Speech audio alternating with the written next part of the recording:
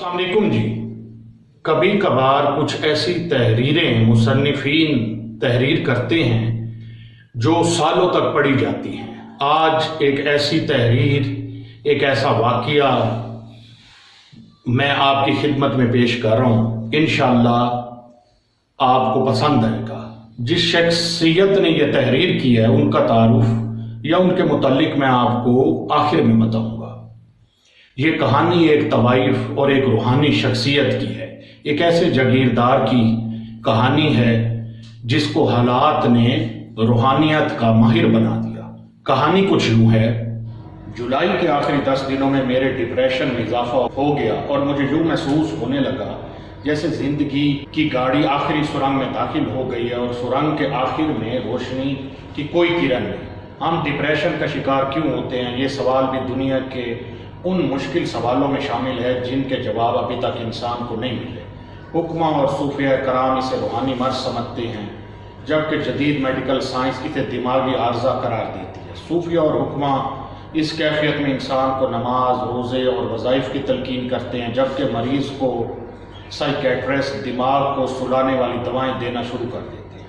یہ دونوں چیزیں آگے چل کر خطرناک ثابت ہوتی ہیں۔ وظائف انسان کو ریلیف ضرور دیتے ہیں، لیکن یہ بعد ازاں اسے پریکٹیکل لائف سے نکال کر درویشی کی طرف لے جاتے ہیں، اور وہ لوگ جنہیں اللہ تعالیٰ نے 3-4 ہزار لوگوں کی روزی کا ذریعہ بنایا ہوتا ہے، وہ کسی نہ کسی درگاہ کا حصہ بن جاتے ہیں اور یوں معاشرے کا ارتقاء رک جاتا ہے۔ دوسری صورت میں دماغ کو پھلانے والی ادویات انسان کے مائنڈ کو معاف کر دیتی ہیں اور یہ آہستہ آہستہ ایڈکٹ ہو جاتا ہے۔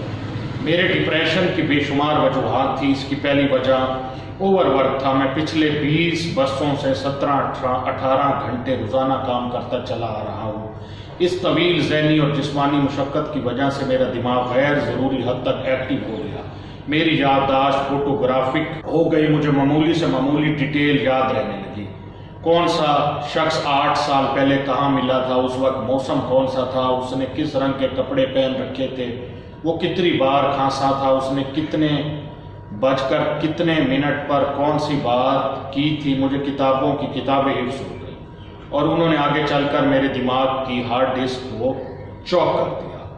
میں نے اس دوران 1-2 بزنس بھی شروع کیے، وہ بھی چل پڑے۔ ان کی مصروفیت نے بھی مجھے گھیر لیا۔ کالم کے ساتھ ٹیلی ویژن پروگرام شروع کر دیا، یہ بھی چلنا شروع ہو گیا۔ بچوں نے بچپن سے لڑکپن میں قدم رکھ دیا اور میں نے ان کے ساتھ بھی مقابلہ شروع کر دیا۔ اس دوران میری چھٹی حص بھی سرخ لکیر کو چھوڑنے لگی، اس سے فائدہ اٹھانے والے لوگوں کی تعداد میں اضافہ ہو گیا اور آخر میں میرا ایک عزیز ترین دوست بھی انتقال کر گیا۔ یہ میرے بہت قریب تھا، ہم نے اکٹھے آدھی دنیا دیکھی تھی اور میں ذہنی، جذباتی اور قلبی لحاظ سے اس پر بہت زیادہ انحصار کرتا تھا۔ اس کے انتقال کے بعد میں خود کو بے سہارا سمجھنے لگا اور یہ تمام چیزیں اکٹھی ہوئیں، ان کا ایک گولا سا بنا، اور ایک صبح جب میں اٹھا تو میں نہیں تھا، میں اندر سے خالی ہو چکا تھا۔ میں کام کے ساتھ بہت زیادہ اٹیچ تھا۔ میں برڈ ٹرینڈر سل کی زبان میں ورکولیک تھا۔ مجھے صرف اور صرف کام سے خوشی ملتی تھی، لیکن اس دن زندگی میں پہلی بار مجھے کام میں کوئی دلچسپی محسوس نہیں ہوئی۔ میرا دل اخبار پڑھنے، دفتر جانے، کتابوں کی طرف دیکھنے، بچوں سے بات کرنے، واک کرنے، ٹی وی دیکھنے، ٹیلی فون سننے کی طرف راغب نہیں ہوا۔ میں گیلے کاغذ کی طرح بیکار ہو چکا تھا۔ میرے دماغ میں قبرستان جیسی خاموشی تھی، گردن سینے پر جھکی تھی، میرے اندر سے انتہائی سرد آہیں نکلتی تھی۔ میں قدم اٹھاتا تھا تو محسوس ہوتا تھا میں ابھی دائیں یا بائیں گر جاؤں گا، اور میری دنیا کی ہر چیز سے دلچسپی ختم ہو گئی تھی۔ مجھے محسوس ہو رہا تھا آئی ایم نو مور، زندگی کا شو ختم ہو چکا ہے، میلہ اجڑ گیا اور میں اب ایک آدھ دن میں سنگل کالم خبر بن جاؤں گا۔ اس وقت میرے پاس صرف 2 آپشن تھے، ایک میں خود کو اس ڈپریشن کے حوالے کر دوں، مجھے برین ہیمریج ہو جائے یا ہارٹ اٹیک اور میں چپ چاپ دنیا سے رخصت ہو جاؤں، یا پھر میں اس کے خلاف فائٹ کروں۔ میں کیونکہ پیدائشی طور پر فائٹر، میں بچپن سے آج تک اپنے حالات، اپنی کمزوریوں اور خامیوں سے لڑتا ہوں۔ چنانچہ میں نے اس بار بھی لڑنے کا فیصلہ کیا۔ میں اٹھا، میں نے تمام گولیاں، تمام کیپسول ڈسٹ بن میں پھینکے اور اپنی اس عجیب و غریب بیماری سے لڑنے کے لیے گھر سے نکل کھڑا ہوا۔ یہ ایک عجیب سفر تھا۔ میں کسی ایسے شخص کو تلاش کر رہا تھا جو مجھے میرا آپ واپس کر دے، جو مجھے واپس 15 جولائی جیسا شخص بنا۔ میں اس تلاش میں درجنوں لوگوں سے ملا لیکن مجھے آرام نہیں آیا۔ میں نے اس دوران نماز بھی شروع کر دی۔ مولانا طارق جمیل جیسے مہربانوں نے حرم شریف میں دعائیں بھی کی اور دنیا بھر میں موجود نیک دل مہربانوں نے بھی مہربانی فرمائی۔ جامعۃ الرشید کے حفاظ بھی روزانہ صبح دعا کرتے رہے لیکن بے قرار دل کو قرار نہیں رہا۔ میں اندر سے اجنبی ہوتا چلا جا رہا تھا اور مجھے یوں محسوس ہوتا تھا میرے اندر کوئی اور شخص بیٹھا ہے، کیونکہ میری ساری دلچسپیاں، میری ساری عادتیں، میری ساری حرکتیں تبدیل ہو گئی تھیں۔ میری آواز، میرا لہجہ تک بدل گیا تھا۔ یہ سلسلہ اگست کے پہلے ہفتے تک جاری رہا۔ میں اپنے آپ سے، اپنی کیفیات سے اور اپنی خوفناک بیماری سے لڑتا رہا، لیکن آخر میں تھک گیا۔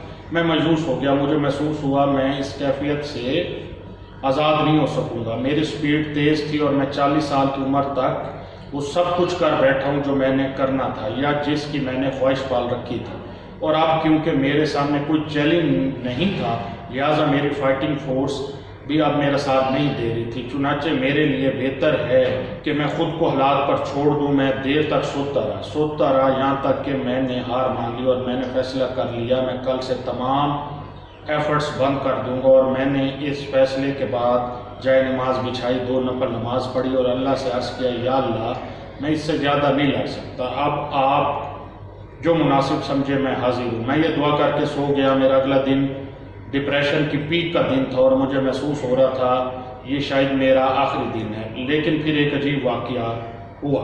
مجھے چلتے چلتے وہ مل گئے، میں ان کا نام نہیں جانتا، وہ مجھے صرف آدھ گھنٹہ کے لیے ملے تھے اور پھر 18 کروڑ لوگوں کے ہجوم میں گم ہو گئے تھے۔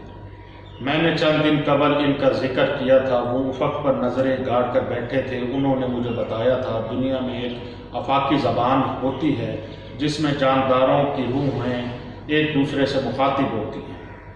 میں ان کے پاس بیٹھا اور وہ گفتگو کرتے رہے اور اسی گفتگو کے دوران انہوں نے مجھ سے کہا، آپ ذرا قریب آئیے۔ میں ان کے قریب ہوا۔ انہوں نے اپنا دایاں ہاتھ میرے دل پر رکھا، منہ ہی منہ میں کچھ پڑا، ہاتھ اٹھا اور میں واپس اپنے اندر موجود تھا۔ میں 15 جولائی پر واپس آ چکا تھا۔ زندگی کی وہی تڑپتی، مچلتی، مہکتی خواہشیں اور حالات سے ٹکرانے کا وہی آئینی جذبہ اور لکھے بولے اور سنے جانے والے لفظوں سے وہی محبت، ہر چیز چند لمحوں میں اپنی جگہ پر موجود تھی۔ میں نے حیرت سے ان کی طرف دیکھا۔ انہوں نے مسکرا کر فرمایا، آپ کے دل پر تالا لگ گیا تھا، اللہ تعالیٰ نے کھول دیا، اب اگلے 5 سال تک آپ کو کچھ نہیں ہوگا۔ میں نے پوچھا، یہ کیسا تالا تھا، آپ نے یہ کیسے کھول دیا اور 5 سال تک کیا ہوگا؟ وہ مسکرائے، اللہ تعالیٰ کامیاب لوگوں کے دلوں پر ایسے تالے لگا دیتا ہے تاکہ انہیں اپنی اوقات کا اندازہ ہوتا ہے۔ آپ تکبر کا شکار ہو گئے ہوں گے اور آپ نے اللہ تعالیٰ کی نعمتوں کو اپنا حق سمجھنا شروع کر دیا ہوگا، چنانچہ اللہ تعالیٰ نے آپ کے دل پر تالا لگا کر آپ کو آپ کی اوقات یاد دلا دی۔ آپ کا یہ سوال کہ میں نے یہ تالا کیسے کھولا، تو میرے عزیز، میں اللہ تعالیٰ کی چابی ہوں، وہ جس کو میرے پاس بھیج دے میں اللہ کا حکم سمجھ کر اس کے دل کا تالا کھول دیتا ہوں۔ اور رہی 5 سال کی بات، تو میرے کھولے ہوئے تالے 5 سال تک کھلے رہتے ہیں، اس کے بعد یہ صورتحال دوبارہ پیدا ہوتی ہے۔ میرے لیے یہ باتیں حیران کن تھی۔ میں کمپیوٹر ایج کا ایک عملی انسان ہوں جس نے زندگی کو ہمیشہ 2+2 نظر سے دیکھا ہے اور جو عملیات اور روحانیات کو ڈھکوسلا اور کچھ لوگوں کے رزق کا ذریعہ سمجھتا ہے، لیکن وہ میرے سامنے بیٹھے تھے اور میں انہیں ان کی فلسفی اور ان کے عمل کو جھٹلا نہیں سکتا، کیونکہ میں وہ مریض تھا جس کے دل پر ہاتھ رکھ کر ایک شخص نے اس کی ساری کیفیت بدل دی تھی، لہٰذا میں اب اس حقیقت سے انکار نہیں کر سکتا تھا۔ میں نے ان سے پوچھا، آپ کو یہ خوبی کیسے عطا ہوئی؟ وہ زیر لب مسکرائے۔ مغرب کے اذان کا وقت ہو رہا تھا، مؤذن اذان کے لیے اسپیکر آن کر رہا تھا، مسجد میں نمازیوں کی تعداد میں اضافہ ہو رہا تھا۔ انہیں رات کی سیاہی میں کھلتے ہوئے میناروں کی طرف دیکھا اور نرم آواز سے بولے، مجھے یہ تحفہ ملتان کی ایک طوائف کے دہلیز سے ملا، سارے طوائف سے۔ مجھے اس مرتبے پر اس طوائف نے پہنچایا تھا۔ میں اس کہ مغفرت کے لیے سال میں 2 عمرے کرتا ہوں اور ہر نماز کے بعد رو رو کر اس کے لیے دعائیں بھی کرتا ہوں۔ وہ حقیقتاً میری موسم تھی۔ معزز سامعین، میں نے آپ کو پہلے بتایا ہے کہ میں نے طوائف کا نام تبدیل کر دیا ہے کہ شاید کسی کا ذاتی حرج نہ ہو، اور میرا مقصد یہی تھا کہ میں آپ کو سبق سے آشنائی کروں جو اس تحریر سے ملتا ہے، نہ کہ کسی کی ذاتی زندگی میں دخل اندازی کی جائے۔ آگے کچھ یوں ہے، دوران مغرب کی اذان شروع ہوگی، انہوں نے اپنا پرنا سیدھا کیا اور پردہ دار عورتوں کی طرح سر پر اوڑھا اور سر جھکا کر بیٹھ گئے۔ آسمان پر ابابیلیں اڑ رہی تھیں۔ میں ابابیلوں کی اڑان اور اذان کا اتار چڑھاؤ دیکھ رہا تھا۔ مجھے محسوس ہوا اذان کی آواز اور ابابیلیں دونوں ایک ہی لے میں آسمان پر اڑ رہی ہیں۔ اذان کی لے جب بلند ہوتی ہے تو ابابیلیں پروں کو کینچی سی بنا کر اوپر آسمان کی طرف اٹھتی ہیں۔ جب لے نیچے آتی ہے تو یہ کاغذ کے جہاز کی طرح نیچے مسجد کی صحن کی طرف ڈائی مارتی ہے، اور اس وقت مجھے یوں محسوس ہوتا تھا یہ ابھی نمازیوں کی جھولی میں گر جائیں گی۔ میں نے پہلی بار ابابیلوں اور اذان کے درمیان غیر مرئی رشتہ ڈسکور کیا۔ اذان کے بعد نماز ہوئی، نماز کے بعد وظائف کا سلسلہ چلو اور وظائف کے بعد اجتماعی دعا ہوئی۔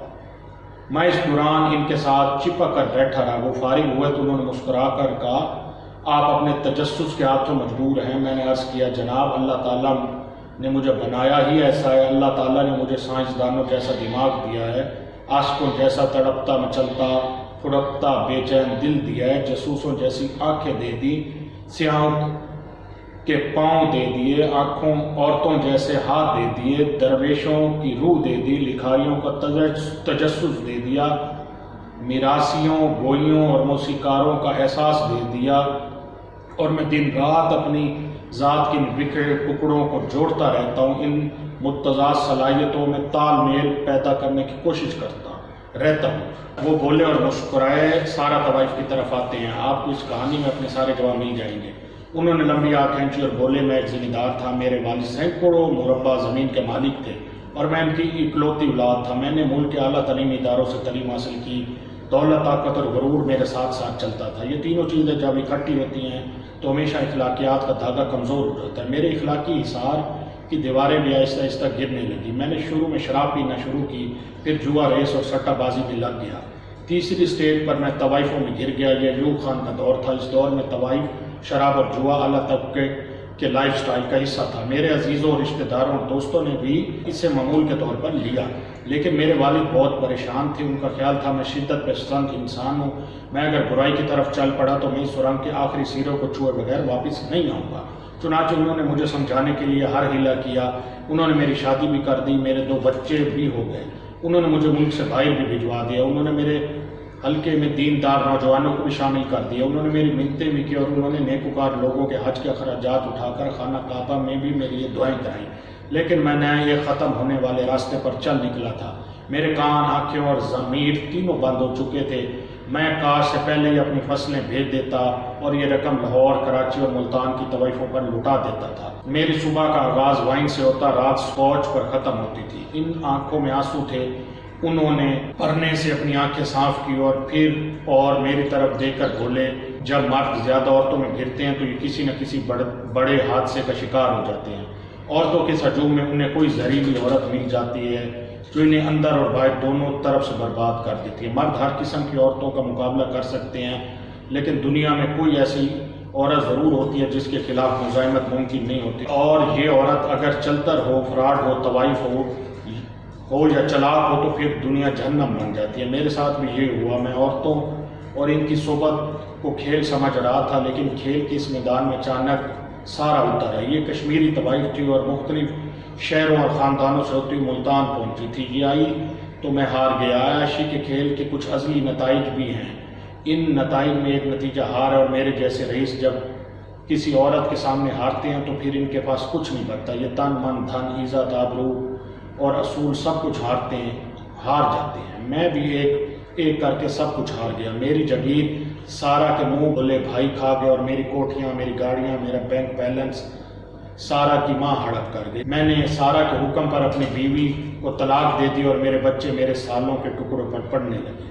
میرے والد کا انتقال ہوا تو مجھے سارا نے جنازے پر نہ جانے دیا۔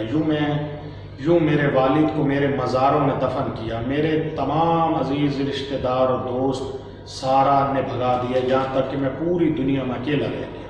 میں اکیلا بھی کہاں تھا، میں تو صرف سارا کا خادم تھا۔ وہ کہتی تھی بیٹھ جاؤ تو میں اس کی محفل میں ایک طرف بیٹھ جاتا، وہ ناچ ناچ کر نوٹ جمع کرتی تھی اور وہ کہتی تھی جاؤ مجھے نیند آ رہی ہے، میں اٹھ کر اس کے دروازے کے باہر بیٹھ جاتا تھا اور صبح تک اس کے اٹھنے کا انتظار کرتا تھا۔ وہ کہتی کھا لو، میں کھا لیتا تھا، وہ کہتی پی لو، میں پی لیتا تھا۔ آخری دنوں میں یہ غلامی اس قدر چلی گئی کہ میں اسے اس کے گاہکوں کے گھروں تک چھوڑ آتا تھا اور خود باہر بیٹھ کر ساری رات رہتا تھا۔ مجھے سمجھ نہیں آتی تھی میرے ساتھ کیا ہو رہا ہے، میں کیا تھا اور میں کیا بن گیا ہوں، میں اس گھن چکر سے کیسے نکلوں گا۔ انہوں نے ایک لمبی سردار کھینچی اور آہستہ آہستہ آواز میں بولے دنیا میں محبت سے زیادہ خطرناک نشہ کوئی نہیں ہوتا۔ ہیروئن، چرس اور شراب کے نشے اپنے مذہب، اپنی اخلاقی روایات کا کسی نہ کسی حد تک پاس کرتے ہیں، لیکن محبت کے نشے اور نشئی بھی طوائف کے محبت کے ہوں، اخلاقیات، روایات اور مذہب سب کچھ رون ڈالتے ہیں۔ میں بھی طوائف کی محبت میں اس اسٹیج پر چلا گیا تھا، میں اپنے خدا، اپنے مذہب اور اپنے حسب و نسب سب کو بھلا بیٹھا تھا، میں اپنی ذات میں سارا طوائف ہو گیا تھا۔ لیکن پھر ایک رات اللہ نے بغیر مانگے میری سن لی، اس ذلت سے ہمیشہ کے لیے آزاد ہو گیا۔ وہ رکے اور دوبارہ گویا ہوئے۔ اس رات میرا سگا بیٹا سارا طوائف کے ڈیرے پر آ گیا۔ میرا سسرال بھی رئیس خاندان تھا، چنانچہ میرے بیٹوں کو اپنے نانا، اپنے ماموں سے اتنی رقم مل گئی تھی کہ یہ ذمہ داروں کی طرح ہلکی پھلکی عیاشی کر سکتے تھے۔ میں نے بیٹے کو پہچان لیا، وہ بھی بمشکل 16-17 سال کا تھا اور یہ عیاشی کی طرف اس کا پہلا قدم تھا۔ میں نے اس رات سارا کے پاؤں پکڑ لیے، میں نے اس سے کہا تم اس لڑکے کو یہاں سے بھگا دو۔ اس نے بڑی بے دردی سے میری طرف دیکھا اور بولی ہم طوائف ہیں، ہمارا کسی سے کوئی رشتہ نہیں ہوتا، ہم مرد کو صرف گاہک سمجھتی ہیں، میری نظر میں تم بھی گاہک ہو اور تمہارا بیٹا بھی۔ میں نے اس کی بڑی منتیں کی، لیکن میری بات ماننے کے بجائے اس نے اپنے کرندوں کو بلا کر مجھے اپنی کوٹھی سے باہر پھینکوا دیا۔ طوائف کے گھر سے میرا رول ختم ہو چکا تھا، میں اس کی دہلیز پر پڑا تھا اور میرا پورا وجود دھوپ میں پڑی برف کی طرح پگھل رہا تھا۔ انہوں نے ایک لمبی آگ کھینچی، مسجد کا صحن لوگوں سے خالی ہو چکا تھا، رات آسمان سے آہستہ آہستہ اتر رہی تھی اور ہم دونوں اندھیرے صحن میں دھیرے دھیرے تحلیل ہوتے جا رہے تھے۔ مجھے اس وقت یوں محسوس ہو رہا تھا وہ امراؤ جان ادا کے کوئی کردار ہے اور میں الف لیلا کا کوئی خاموش سامع، اور ہم دونوں اترتی رات کے سناٹے میں گزرے بسرے کرداروں کی آہٹوں پر کان جما کر بیٹھے ہیں۔ کیا حقیقت میں افسانوں اور ناولوں جیسی کشش ہو سکتی ہے؟ میں اکثر اپنے آپ سے پوچھا کرتا تھا، لیکن اس وقت وہ میرے سامنے بیٹھے تھے اور ان کی کہانی میں ہزاروں لاکھوں ناولوں کی کشش اور لاکھوں ہزاروں فلموں کا ڈرامہ موجود تھا، اور میں اس ڈرامے اور اس کشش کی راہوں میں بہتا چلا جا رہا تھا۔ وہ بولے میں سارا طوائف کی دہلیز پر پڑا تھا، پورا وجود آنسو بن کر ابھر رہا تھا۔ میں نے اس لمحے زندگی میں پہلی بار دل، روح اور جسم کی اتھاہ گہرائیوں سے اپنے رب کو آواز دی اور اللہ تعالیٰ نے سیکنڈ کے 1000ویں حصے میں مجھے رسپانس کیا۔ طوائف کی دہلیز پر مجھے میرا رب مل گیا، ان کی آنکھوں سے آنسوں کی لڑی اتر رہی تھی اور وہ ہر 10-20 سیکنڈ بعد پڑھنے سے اپنی آنکھیں صاف کرتے تھے۔ لوگ عشاء کے لیے مسجد میں جمع ہونا شروع ہو گئے۔ وہ اٹھے، میرا ہاتھ پکڑ اور مسجد کی بیرونی دیوار کے ساتھ ٹیک لگا کر بیٹھ گئے۔ مسجد کا فرش ٹھنڈا لیکن دیوار گرم تھی۔ میں وہاں بیٹھ کر ٹھنڈے اور گرم دونوں قسم کے احساسات کو انجوائے کر رہا تھا۔ وہ بولے اللہ تعالیٰ انسان سے اربوں خربوں میل کے فاصلے پر ہوتا ہے اور ہم اسے زندگی بھر آوازیں دیتے رہتے ہیں، لیکن ہمیں اس کی طرف سے جوابی SMS موصول نہیں ہوتی۔ لیکن جب انسان ذلت کی انتہا تک پہنچ جاتا ہے، وہ دکھ، تکلیف اور پریشانی کی آخری حدوں کو چھونے لگتا ہے، تو اللہ تعالیٰ خربوں میل کی دوری سے اس کی سانس کی نالی تک پہنچ جاتا ہے۔ وہ آنسوؤں سے بھیگی آواز میں ایک بار یا اللہ کہتا ہے، دل کی آواز کے ساتھ دھک دھک یا اللہ، دھکا دھک، اور بس اس دھکا دھک یا اللہ دھکا دھک کی دیر ہوتی ہے اور اللہ تعالیٰ کا ہاتھ انسان کے کندھے پر ہوتا ہے، اور سیکنڈ کے اس 1000ویں حصے میں انسان اللہ سے جو مانگتا ہے اللہ تعالیٰ اسے اسی وقت عنایت کر دیتا ہے۔ یہی وجہ ہے صوفیہ کرام لوگوں کو دکھی دلوں کی بد دعاؤں سے بچنے کا مشورہ دیتے ہیں، کیونکہ دکھ ایک ایسی کنجی ہے جس سے عرش کے ساتوں دروازے کھل جاتے ہیں۔ رسول پاک صلی اللہ علیہ وآلہ وسلم جانوروں کو دکھ اور تکلیف میں دیکھ کر بے تاب ہو جایا کرتے تھے۔ کیونکہ وہ جانتے تھے اللہ تعالیٰ اس وقت ان جانوروں کے کتنے قریب ہے، اور اگر اس جانور نے بد دعا دی تو یہ بد دعا سینکڑوں ہزاروں لوگوں کو برباد کر دے گی۔ آپ آج سے مشاہدہ کر لیں، جس آبادی جس بستی میں جانوروں پر ظلم ہوتا ہے اس میں سکون نہیں ہوتا، اور وہ تمام بستیاں، وہ تمام آبادیاں، وہ تمام شہر برباد ہو جاتے ہیں جن میں ظلم و زیادتی توبہ و معافی کے دائرے سے نکل جاتی ہے۔ دکھ کے کسی ایسے لمحے میں جب اللہ تعالیٰ مظلوم دکھی کے قریب ہوتا ہے اور اس وقت وہ شخص پوری آبادی کو بد دعا دے دیتا ہے تو فرشتے پورے شہر کو جڑوں سے ہلا دیتے ہیں۔ بربادی اور انتقام کی یہ بد دعا بعض اوقات جانور بھی دے دیتے ہیں اور یوں بھی بستیاں اور شہر برباد ہو جاتے ہیں۔ بہرحال سارا طوائف کی طرف واپس آتا ہوں۔ مسجد میں لوگوں کی تعداد بڑھ رہی تھی اور ہم دونوں دیوار کے ساتھ ٹیک لگا کر بیٹھے تھے۔ وہ بولے، سارا طوائف کی دہلیز پر اوندھے منہ پڑا تھا۔ میرا جسم نشے کی کمی سے ٹوٹ رہا تھا، لیکن میرا دکھ، میری تکلیف اور میری ذلت کا احساس اس سے کئی زیادہ تھا۔ میں نے وہیں لیٹے لیٹے اللہ کو یاد کیا۔ میں نے اس سے عرض کیا، یا باری تعالیٰ، میں اس کائنات کا بدترین انسان ہوں، لیکن اس کے باوجود تیرا بندہ ہوں۔ اپنے پیارے حبیب صلی اللہ علیہ وآلہ وسلم کے صدقے مجھے اپنی محبت میں گرفتار کر لے، مجھے ان لوگوں میں شامل کر لے جو تجھ سے محبت کرتے ہیں اور جن سے تو محبت کرتا ہے۔ اللہ نے میری سن لی، میرے پورے وجود سے پسینے کی دھاریں نکلنے لگیں۔ یہ انتہائی بدبودار اور ناقابل برداشت پسینہ تھا۔ اس کی بو اس قدر خوفناک تھی کہ ساری گلی کے لوگ مجھ سے 10 قدم پیچھے ہٹ گئے۔ میرا دماغ بھی بو سے پھٹ رہا تھا۔ میں اٹھا، گلی سے بھاگا اور شہر کے مضافات میں آ گیا۔ وہاں ایک کنواں تھا۔ میں نے کنویں میں ڈول ڈالا، غسل کیا اور زندگی میں پہلی بار ننگی زمین کو جائے نماز بنا کر اللہ کے سامنے جھک گیا۔ یہ اللہ تعالیٰ کے سامنے میرا پہلا کانٹیکٹ تھا۔ وہ رک گئے۔ میں نے ان سے پوچھا، آپ کے جسم سے بو کیوں آئی تھی؟ مسکرائے۔ روحانیت کے اسکول میں حضرت ایوب علیہ السلام کے فرقے کے لوگ شامل ہوتے ہیں۔ حضرت ایوب علیہ السلام کئی سالوں تک بدبو میں لتھڑ رہے تھے اور اس کے بعد اللہ تعالیٰ نے آپ کو شفا عنایت کی تھی۔ اس فرقے کے صوفیہ کا آغاز ہمیشہ بدبو سے ہوتا ہے۔ آپ زندگی میں سینکڑوں مجذوبوں کو گند، بدبو اور غلاظت میں لڑتھڑا دیکھتے ہیں۔ ان میں پاگل بھی ہوتے ہیں اور مجذوب بھی۔ اس کیفیت کے شکار مجذوب روحانیت کے ایوبی فرقے کے فرد ہوتے ہیں، اور جب تک اللہ تعالیٰ انہیں اس کیفیت میں رکھتا ہے یہ اپنے بدن کی بدبو میں لپٹے رہتے ہیں۔ میں نے پوچھا، ہم مجذوب اور پاگل میں کیسے تمیز کریں گے؟ وہ مسکرائے اور سرگوشی میں بولے، تمیز بڑی آسان ہے۔ آپ ان لوگوں کو فجر سے ذرا پہلے دیکھیں۔ پاگل اس وقت دنیا اور مافیا سے آزاد گہری نیند سو رہا ہوگا، جبکہ مجذوب نہ صرف جاگ رہا ہوگا بلکہ وہ مشرق کی طرف منہ کر کے آسمان پر نظریں جما کر بیٹھا ہوگا۔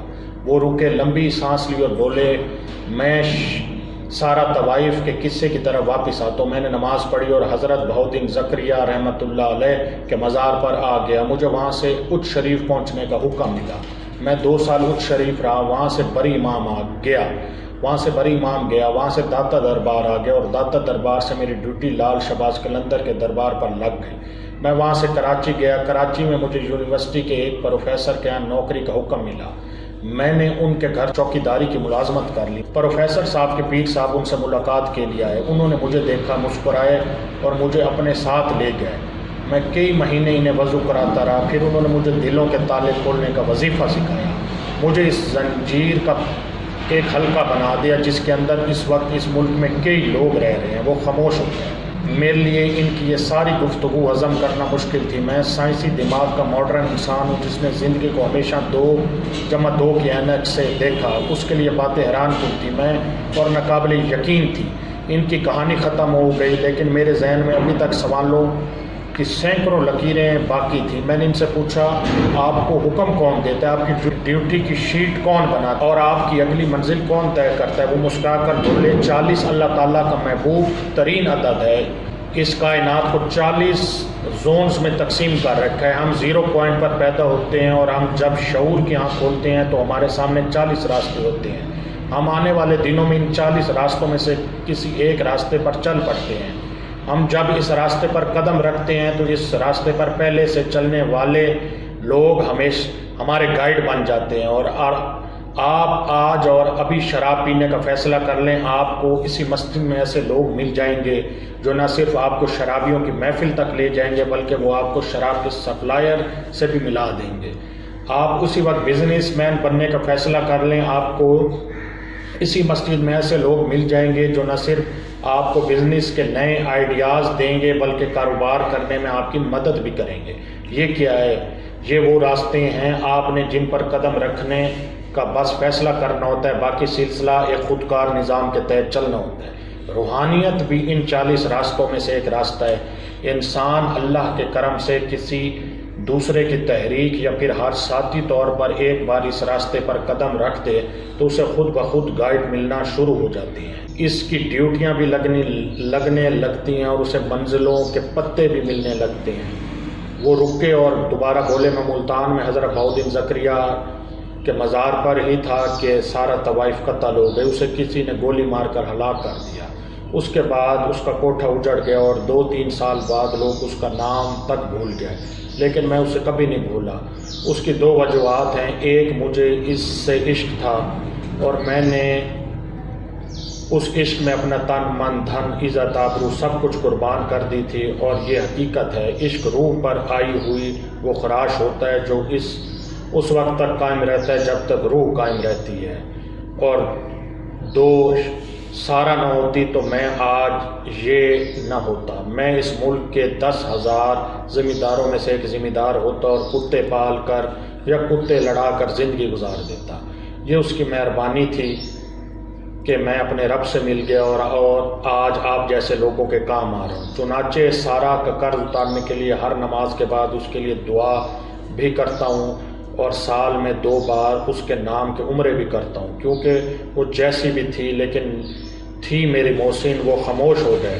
مؤذن نے اسپیکر پر پھونک ماری اور مسجد کے صحن میں دور دور تک پھونک کی آواز گردش کرنے لگی، اور اس کے ساتھ ہی میری ان سے ملاقات ختم ہو گئی۔ دوستو، یہ تحریر جوید چودھری صاحب کی ہے۔ اب آپ نے مجھے کامنٹ سیکشن میں بتانا ہے کہ آپ نے اس کہانی سے کیا اخلاقی سبق حاصل کیا۔ کیا آپ کی زندگی کی پر اثر کہانیوں میں سے یہ کہانی تھی؟ شکریہ۔